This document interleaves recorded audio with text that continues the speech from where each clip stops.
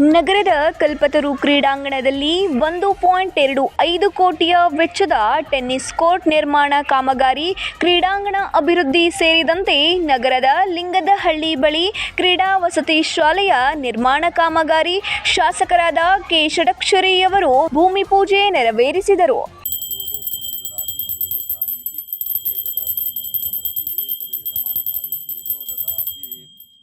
ओम योपां पुष्पं वेद पुष्पवान् प्रजावाहन पशुमान् भवति चंद्रमावाहपां पुष्पं पुष्पवान् प्रजावाहन पशुमान् भवति मंदार. ಬಳಿಕ ಮಾತನಾಡಿದ ಅವರು, ತಿಪಟೂರು ಅಭಿವೃದ್ಧಿಗೆ ಅಗತ್ಯವಾದ ಯೋಜನೆಗಳನ್ನು ರೂಪಿಸಲಾಗುತ್ತಿದೆ.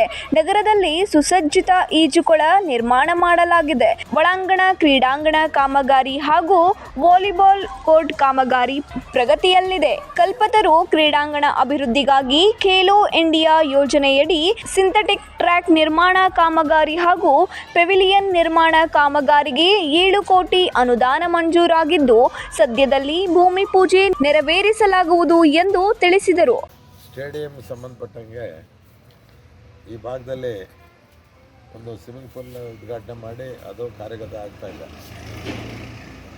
ಮತ್ತು ಈಗ ಹೊಸದಾಗಿ ಇಂಡೋರ್ ಸ್ಟೇಡಿಯಮ್ಮು ಕಟ್ಟಡ ಪೂರ್ಣ ಆಗೋ ಹಂತಕ್ಕೆ ಬಂದಿದೆ.